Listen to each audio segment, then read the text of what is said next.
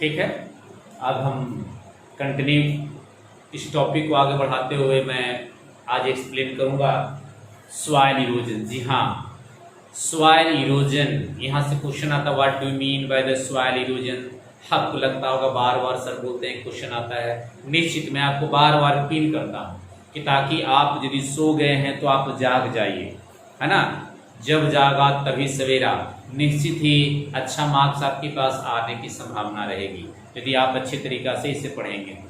चलिए तो हम लोग इसमें पढ़ेंगे सॉइल इरोजन। अंडरस्टूड। क्वेश्चन था what is the soil erosion. Understood. And what are the main factors of the soil erosion. क्या क्या हो सकता है, तो चलिए हम लोग बात करते हैं। पहला, what is the soil erosion. Understood you all student, the removal of the soil by the natural agents is called the soil erosion. Removal of the soil from one place to another place by the natural agents just like the water, wind, etc. Understood?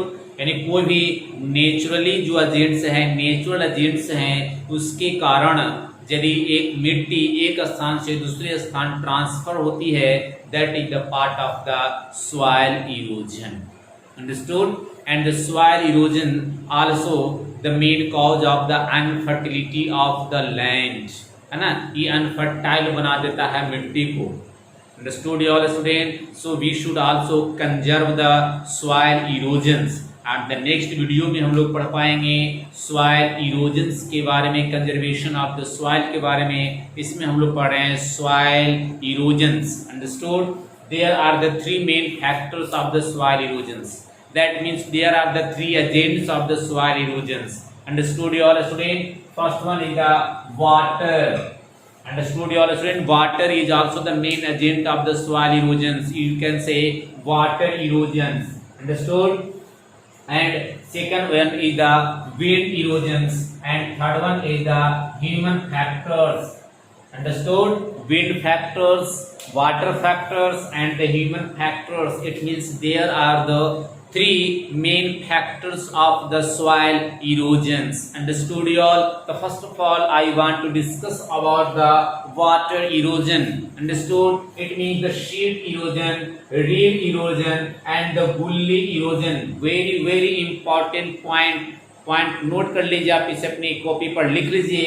What is the sheet erosion and what is the गुल्ली erosion. बहुत important question, ये आप board के exam में कई बार ये पूछा गया व्हाट इज द गुल्ली इरोजन। इसके पहले वाला भी एग्जाम हुआ था, उसमें भी पूछा गया था। आपको पता है ना, 4 सेट आता है सीबीएसई के एग्जाम्स में। तो किस सेट में आपका क्या किस्मत है, कौन सा सेट में किस प्रकार का प्रश्न पूछे गए हैं, तो आप इसको तो आपको तैयारी तो पूरी करके जानी होगी। Understood all. It means the sheet erosion. Sheet erosion क्या है? That means the removal of the soil in the large area, है ना। क्या होता है, एक लार्ज एरिया में आपका मिट्टी मूव कर जाती है, एक स्थान से दूसरे स्थान पर ट्रांसफर हो जाती है। तो इस प्रकार से, है ना, पूरा का पूरा एरिया में यदि मिट्टी को रिमूव हो गया, this is known as the sheet erosion. That means the removal of the soil in the large part of the area is known as the sheet erosions. Understood? Next इसमें आपके पास second है rail erosions, और आपके पास third में है गुल्ली erosions. ये गुल्ली इरोजन्स आप अपने गांव में जाते होंगे या नदी के किनारे जाते होंगे तो ये देखने के लिए आपके पास मिलता है। क्या है कि gully erosions take place when the running water cuts deep ravines in the absence of the vegetation, है ना। ये जितने भी इरोजन्स हो रहे हैं due to the absence of the vegetation, पेड़ पौधे घास नहीं रहने के कारण इस प्रकार की समस्याएं देखने के लिए मिलती है। क्योंकि घास क्या होती है, पेड़ पौधा क्या होता है, जो मिट्टी को जकड़ करके रखे हुए रहता है, जिसके कारण नहीं रहने के कारण मिट्टी एक स्थान से दूसरे स्थान पर चली जाती है। तो gully erosion and the sheet erosion also very important related to the examination, that means the board examination. Wind erosion, जैसे हवा बहती है, see the condition of the Rajasthan, that means there is the lack of the vegetation, you know very well. And sand dunes देखते होंगे, formation होता है due to the heavy winds, the pressure of the winds. Understood? And the third one is the main factors of the soil erosion, that means the deforestation, पेड़ों की कटाई, अंधाधुंध पेड़ों की कटाई करते हैं। मानव बहुत ही अपना एक सेल्फी हो गया है, जिसके कारण से पेड़ों की कटाई, अपना विकास देखता चला जाता है, वातावरण को बिना देखे हुए समझे हुए। Understood your student? And the over grazing due to the lack of the means grazing land, due to the lack of the pasture land, एक ही जमीन पर ज्यादा से ज्यादा जानवर रोज चरने के लिए जानवर वहां पर जब जाते हैं तो वहां पर ओवर ग्रेजिंग होता है, घास समाप्त हो जाता है और वहां से मिट्टी रिमूव होना शुरू हो जाता है। Okay, and the fault methods of the agriculture, यानी कि खेती करने का तरीका गलत रहने से भी मिट्टी का इरोजन होना शुरू हो जाता है।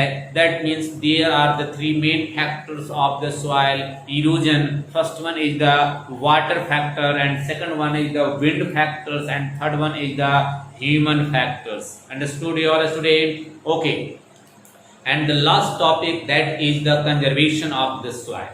How can we conserve the soil resources and what are the main methods of the conservation of the soil?